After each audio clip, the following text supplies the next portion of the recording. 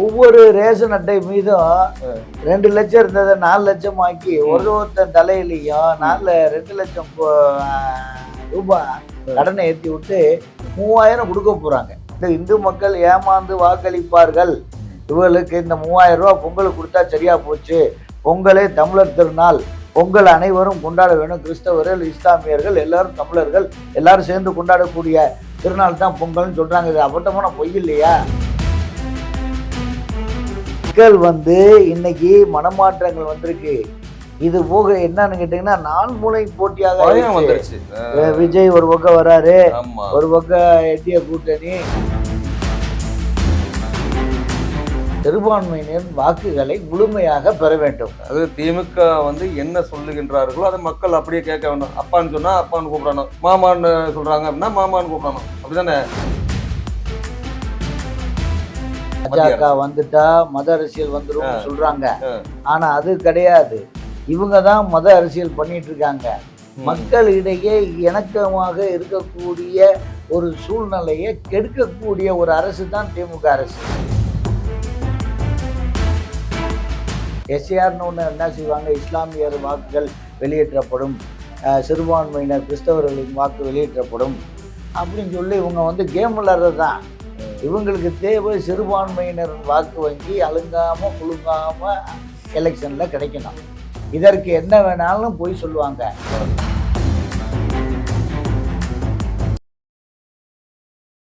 தலைவரே வணக்கம். வணக்கம் தலைவரே. நல்லது. இன்னைக்கு ஒரு சந்தோஷமான செய்தி, மகிழ்ச்சியான செய்தி. நம்ம மதுரை ஹைகோர்ட் நம்ம திருப்பரங்குன்றம் தீபத்தூண்ல தீபம் ஏற்றலாம் அப்படின்னு, அது தீபம் ஏற்றியது செல்லும் அப்படின்னு சொல்லியிருக்காங்க. இந்த அரசாங்கம் இதனால பொதுமக்களுக்கு இடையூறு வரும், பொது அமைதி கெடும் சொல்லி மேல்முறையீடு செய்திருந்தாங்க. இது அப்படியெல்லாம் நடக்காது அப்படின்னு சொல்லி அவர் வழங்கிய நீதியரசர் வழங்கிய தீர்ப்பு செல்லணும்னு சொல்லி வந்திருக்கு. இது ரொம்ப மகிழ்ச்சியான ஒரு தருணம். மீண்டும் மீண்டும் எத்தனை முறை தோற்றாலும் இது மாதிரி மறுபடியும் இவங்க இதை தடுக்கிறதுக்கு என்ன காரணம்? தலைவரே, இவங்களுக்கு தோக்குறது என்னைக்கு மோடி அரசு வந்துச்சோ அன்னையிலேருந்து இவங்க தோல்வி தான் கண்டுகிட்டு இருக்காங்க. 29 பைசா மோடின்னு சொன்னாங்க, இன்னைக்கு அது டஸ். அடுத்தது பாசிச ஆட்சின்றாங்க. இவங்க தான் பாசிச ஆட்சி, 144 தடை சட்டம்லாம் போட்டு பண்ணிட்டு இருக்காங்க. அதுவும் டஸ் ஆகி போச்சு. இது போக எஸ்ஐஆர் ஃபார்ம் உடனே துடிச்சாங்க, அதுவும் டஸ் ஆகி போச்சு. எஸ்ஐஆர் அப்படின்றது எத்தனை ஆண்டு? 20 வருஷம் கழிச்சு எடுத்திருப்பாங்களா? 25 வருஷம் ஆச்சுங்க தலைவரே. 10 வருஷத்துக்கு ஒரு 25 வருஷத்துல எத்தனை மாற்றங்கள் இருக்கும்? எத்தனை மாற்றங்கள்! எவ்வளவு பேர் இடம் புலம்பெயர்ந்து போயிருக்கலாம், பல பேர் இறந்துருக்கலாம். இது இந்த எஸ்ஐஆர் கொண்டு வந்தோம்னா இதை ஒரு மாய பின்பமா, ஏதோ ஒரு பூதம் வர்ற மாதிரி எல்லாம் சித்தரிச்சு ஒரு தமிழக மக்கள்கிட்ட எஸ்ஐஆர் அப்படின்னு இது பண்ணாங்க. வந்ததுக்கு அப்புறம் பார்த்தா ரிசல்ட் பார்த்தா 97 லட்சத்துக்கு மேல போலி வாக்காளர் அப்படின்ற மாதிரி தேர்தல் ஆணையத்திலிருந்து அதை நீக்கியிருந்தாங்க. இப்போ மறுபடியும் பார்த்தா அதை ஒரு 9 லட்சம் வாக்காளர்கள் மட்டும் இனி சேர்க்கணும் அப்படின்னு சொல்லி ஒரு 9 லட்சம் வாக்காளருக்கு மேல கேட்டிருக்காங்க. இப்போ மிச்சம் அந்த 80 லட்சம் 85 லட்சம் 80 லட்சம் வாக்காளர்கள்லாம் போலி தானே. இது தமிழகம் ஒரு மாநிலத்துல இப்படி இருக்கும் போது இது சரி பண்றது அரசாங்கத்தினுடைய கடமை. நல்லதுதான், நல்ல விஷயம் தானே. இப்ப இதுக்கு என்ன பதில் சொல்லுவாங்க? இதுக்கு ஏதாவது ஸ்டிக்கர் ஒட்டி சொல்லுவாங்களா? ஸ்டிக்கர் விடுவாங்க, எதுக்கோ ஸ்டிக்கர் விட்றாங்க. இதுக்கு ஸ்டிக்கர் ஒட்டி இந்த மாதிரி எஸ்ஐஆர்ல இது பண்ணாங்க, இந்த மாதிரி இவ்வளவு வாக்காளர்கள் போலி வாக்காளர் இவ்வளவுதான் அப்படின்னு சொல்லி ஸ்டிக்கர் ஒட்டி சொல்லுவாங்களா அந்த அரசாங்கம்? சொல்ல முடியாது தலைவரே. இவங்க அடிக்கடி அடி வாங்குவது பல பொய்களை சொல்லி, அந்த பொய்களை பாஜக ஆட்சி செய்யும் என்டிஏ கூட்டணியிலிருந்து இதை பொய்யாக நிறுவனமாக ஆக்கிவிட்டார்கள். இப்ப என்னன்னு கேட்டீங்கன்னா, ஒன்னொன்னுமே இவங்க அடிப்படையாக பொய்களை கூறுவது. ஒரு சென்சிட்டிவ் இஷ்யூ வருதுன்னு வச்சுக்கோங்க, எஸ்ஏஆர்னு ஒன்று என்ன செய்வாங்க, இஸ்லாமியர் வாக்குகள் வெளியேற்றப்படும், சிறுபான்மையினர் கிறிஸ்தவர்களின் வாக்கு வெளியேற்றப்படும் அப்படின்னு சொல்லி இவங்க கேம் விளையாடுறது தான். இவங்களுக்கு தேவை சிறுபான்மையினர் வாக்கு வங்கி அழுங்காம குலுங்காம எலெக்ஷன்ல கிடைக்கணும். இதற்கு என்ன வேணாலும் போய் சொல்லுவாங்க. இந்துக்கள் வச்சிருக்கக்கூடிய கார்த்திகை தீபத்துன்னு என்ன சொன்னாங்க? சர்வேர் கல்லுன்னு சொன்னாங்க, சமணர் கல்லுன்னு சொன்னாங்க. சமணர் வந்து நைட்டு உட்காந்து படிக்கிறதுக்கான ஒரு விளக்குன்னு சொன்னாங்க. இந்த மாதிரி இவங்க போய் சொல்றது வந்து உங்களுக்கு சகஜம். காமெடியா இல்ல? காமெடியா இவங்க செய்யறதெல்லாம் மக்களுக்கு எப்படி தெரியாம இருக்கும்? அதான் தலைவரே, இப்ப இந்த செய்தி இப்ப வந்திருக்கு. இப்ப மறுபடியும் வந்து சுப்ரீம் ஹைகோர்ட்ல இப்போ ஒரு கொட்டு வச்சிருக்காங்க, வச்சு செல்லுன்னு சொல்லிட்டாங்க. இதுல திருந்துவாங்களா? திருந்துறதுக்கு வாய்ப்பு இருக்கா? திருந்தி ஆகணும். ஹைகோர்ட் திரும்ப திரும்ப சொல்லுது, இது செல்லும்னு சொல்லுது. என்னைக்கு அவங்க மத்திய சுவாமிநாதன் சொன்ன தீர்ப்பவே இவங்க ஏற்க மறுத்துட்டாங்க. புரியுதா? அப்படின்னும் போதே என்ன தெரியுது, இது செல்லாத அரசு. அரசு வந்து என்னைக்கு ஒரு ரிசர்வ் பேங்க் வங்கி கொடுக்கக்கூடிய ஒரு ரூபா நோட்டை வந்து அதுல இருக்க நம்பர்களை கிழிச்சுட்டா அது செல்லாத நோட்டா போயிடும். அதாவது ஓட்டு வங்கிக்காக சிறுபான்மையினர் பாதுகாவலர் அப்படின்றதுக்கு அந்த பேரை எடுக்கிறதுக்காக இவங்க செய்யற மாதிரி இருக்கு. ஆனா நான் என்ன சொல்றேன், மத்திய அரசு என்ன சிறுபான்மையினருக்கு பாதுகாப்பு இல்லாம இருக்கா? எவ்வளவு பாதுகாப்பு, எவ்வளவு சலுகைகள் எல்லாம் பண்ணிட்டு இருக்காங்க. அப்படி ஒண்ணு அவங்கவுங்க மதத்தை வந்து அதுக்காக வச்சு அரசியல் பண்ணக்கூடாது தலைவரே. தேவையில்ல மதத்தை வச்சு அரசியல் பண்றது இவங்க தான், திமுக தான். மத அரசியல் இவங்க வந்து இவங்க மத அரசியல் சொல்றாங்க. எந்த மதத்துக்கு துரோகம் பண்ணியிருக்கு இந்த அரசாங்கம்? பாஜக வந்துட்டா மத அரசியல் வந்துரும் சொல்றாங்க. ஆனா அது கிடையாது. இவங்க தான் மத அரசியல் பண்ணிட்டு இருக்காங்க. மக்களிடையே இணக்கமாக இருக்கக்கூடிய ஒரு சூழ்நிலையை கெடுக்கக்கூடிய ஒரு அரசு தான் திமுக அரசு. இதற்கு குறிக்கோள், ஒரே குறிக்கோள், மக்களை திசை திருப்ப வேண்டும். சிறுபான்மையினர் வாக்குகளை முழுமையாக பெற வேண்டும். அது திமுக வந்து என்ன சொல்லுகின்றார்களோ அதை மக்கள் அப்படியே கேட்க வேண்டும். அப்பான்னு சொன்னா அப்பான்னு கூப்பிடணும், மாமான்னு சொல்றாங்க அப்படின்னா மாமான்னு கூப்பிடணும். அப்படிதானே? நீங்க நகைச்சுவையாவே சொல்றீங்க.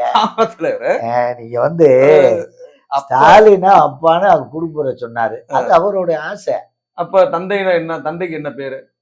தந்தை என்றால் அப்பா, அப்பா என்றால் தந்தை. அப்பா தந்தை இது என்ன?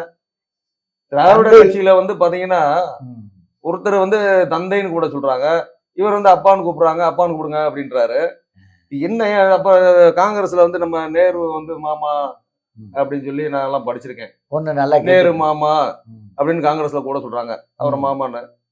என்ன இது முறை? ஒரு நல்ல தலைவரே, ஒரு மக்களுக்கு நல்ல தலைவரா, நல்ல முதல்வரா இருந்து அவங்களுக்கு தேவையானதை செய்யறது தான் ஒரு தலைவனுடைய பண்பு. இவரோட அப்பான்னு கூப்பிடு, தந்தைன்னு கூப்பிடு, மாமான்னு கூப்பிடுன்னா இது என்ன? அதுதான் எதுக்காக இந்த மாதிரிலாம் நடக்குது? அது சொல்லுங்க. இது வாரிசு அரசியலுங்க. இதுல தாத்தான்னு கூப்பிட்டாங்க, இப்ப அப்பான்னு கூப்பிட சொல்றாங்க. நாளைக்கு உதயநிதிய வேறதான் ஒண்ணு சொல்லி கூப்பிடுவாங்க. அதுக்கடுத்து ஏன்னா வாரிசு, ஒரே வாரிசு. தந்தை இருக்காரு, அப்பா இருக்காரு, அடுத்தது மகன் இருக்காரு, மகன் கூப்பிட வேண்டியதுதான். அடுத்த இன்ப நிதி, இன்ப நிதி, துன்ப நிதி, துயர நிதி, அப்படி எல்லா நிதியும் அங்கதான் இருக்கு. நிதி பூரா அங்கதான், தமிழகத்துல உள்ள நிதி பூரா அங்கதான் இருக்கு போல இருக்கு. 6 லட்சம் கோடி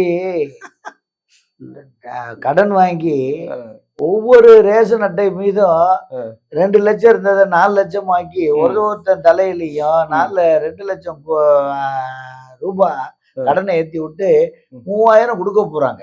ஏங்க, கடன் வாங்கி ஒரு அரசியல் பண்ணி நாட்டுல கடன் சுமையை ஏத்துறதுக்காக வந்து ஒரு முதலமைச்சர், ஒரு அரசாங்கம் தேவையா? ஏங்க, கடன் சுமை, கடன் உங்களுக்கு தாங்க சுமை, அவங்களுக்கு வந்து அரசு வரும்போது, மத்திய அரசு வரும்போது, ஆட்சிக்கு வரும்போது கடன் இருந்த கடனோட இப்ப ஏத்தி வாங்கி அதிகமா வச்சிருக்காங்களா, குறைச்சிருக்காங்களா? கடன் ஏத்திருக்காங்க. கடனை வந்து மத்திய அரசு குறைச்சிருக்காங்க. மத்திய அரசு வந்து கடனை வந்து இந்தியாவோட சுமையை வந்து குறைச்சிக்கிட்டு வர்றாங்க.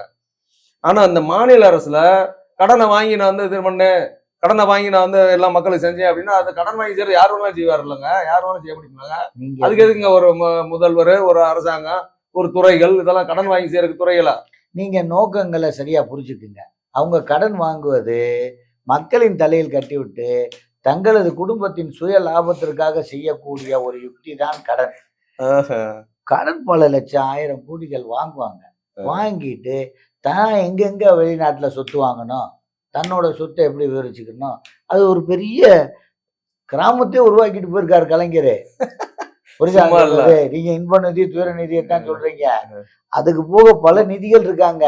எல்லா நிதிக்கும் துணைவியார்கள், தலைவர் மட்டும் அத்தனை வச்சுக்கலாம். அதான் கனிமொழி. இந்த மாதிரி பல பேர் நம்மளுக்கே தெரியும். பேர் மட்டும் நல்லா வச்சுக்கிருவாங்க, நிதின்னு வச்சுக்கிருவாங்க, தமிழ் சார்ந்த பேர்களை வச்சுக்கிருவாங்க. வச்சுட்டு கடைசியில அடிக்கிறது பூரா நிதின்ற பேரை வச்சுக்கிட்டு நிதியை கொள்ளையடிக்கிறதாங்க உங்களோட வேலை. தந்தைன்னு சொல்லுங்க, அப்பான்னு சொல்லுங்க, என்ன வேணாலும் முறையில வந்து இதெல்லாம் போர்வைங்க. இந்த போர்வையில போட்டு மூடுறது அவங்க செய்யக்கூடிய ஊழல்களுக்கு. 4 ஆண்டுகள் ஆட்சி வந்து இப்ப நாம 5 ஆண்டுகள் நிறைவு அடைகிற தருவாயில இப்ப வந்து நான் பொங்கலுக்கு 3000 இப்ப தர்றேன். போன வருஷம் எங்க போனீங்க?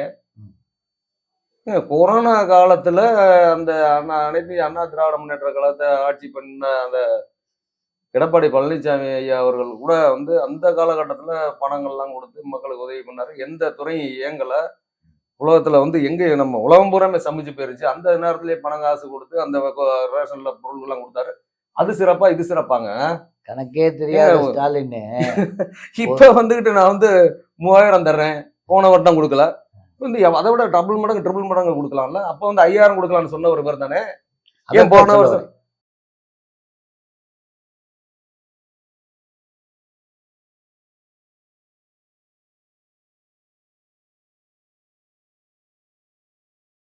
ஏற்கனவே தோணுது எடப்பாடி காலத்துல 2500 ரூபாயோட ஒரு 1500 ரூபா போட்டு 5000 ரூபான்னு சொன்னாரு. கணக்கு கூட தெரியாது, 4000 ரூபா தான் வருது அவர் கணக்குப்படி.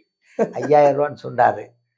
இது போக அந்த கொடுக்கலையே அப்படின்னு சொல்லி கோரிட்டு இருந்தார். போன வருஷம் பைசா காசு கொடுக்கல. பொங்கல் நிதி பொங்கலுக்கு என்று ஒன்றுமே கொடுக்கல.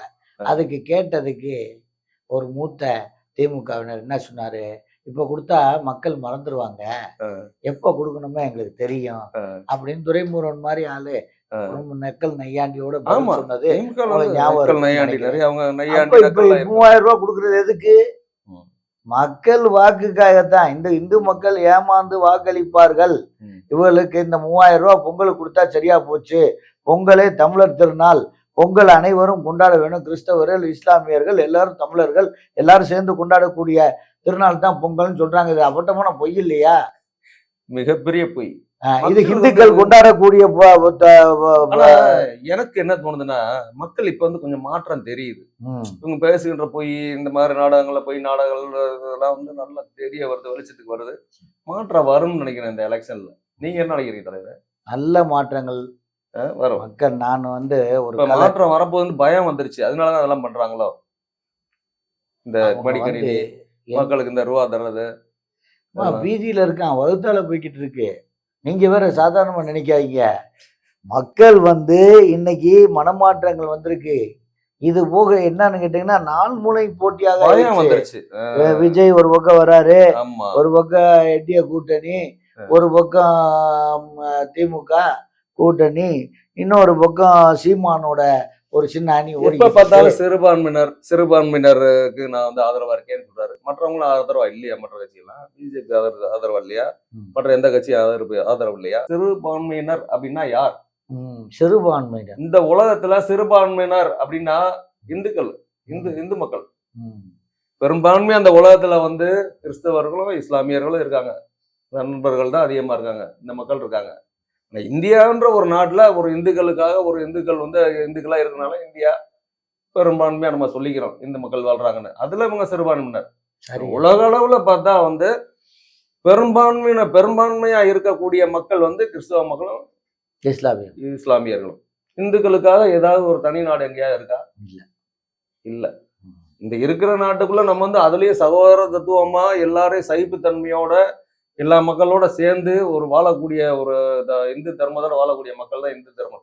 அவங்க இந்த இந்து தர்மத்துல வாழக்கூடிய இந்த மக்களுக்கு மீண்டும் மீண்டும் மேலும் மேலும் அவங்களவே டார்கெட் பண்ணி துரோகம் பண்ணுதே இந்த அரசாங்கம் தமிழகத்துல மட்டும். என்ன காரணம்? நல்லா தெரிஞ்சுக்கிங்க. நல்ல கேள்வி, நல்ல பதில். அதுக்கு நீங்களே கொடுத்துட்டீங்க.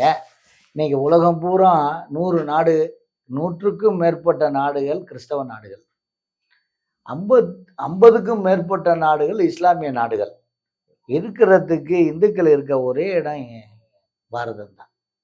இந்த பாரத நாட்டில் இந்துக்களுக்கான ஒரு முக்கியத்துவம் தரப்பட வேண்டும் என்ற நிலையில் இருக்கும் பொழுதே இஸ்லாமியர்களுக்கும் கிறிஸ்தவர்களுக்கும் இந்த காங்கிரஸ் மற்றும் கூட்டணி இந்தி கூட்டணி அரசாங்கம் 70 வருஷமா தரல.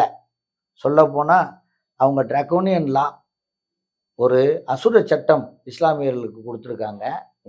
அதே மாதிரி மைனாரிட்டிஸ்க்கு கொடுத்துருக்காங்க. நீ சிறுபான்மையினர் சொல்றது வந்து மைனாரிட்டி யாரை குறிக்குது அப்படின்னு கேட்டீங்கன்னா, இஸ்லாமியர், இந்துக்கள் இந்தியாக்குள்ள இருக்கிறது. அப்ப நம்மளே உலக அளவுல சிறுபான்மையினர்ன்றத அழகா சொன்னீங்க. அதான் உண்மை.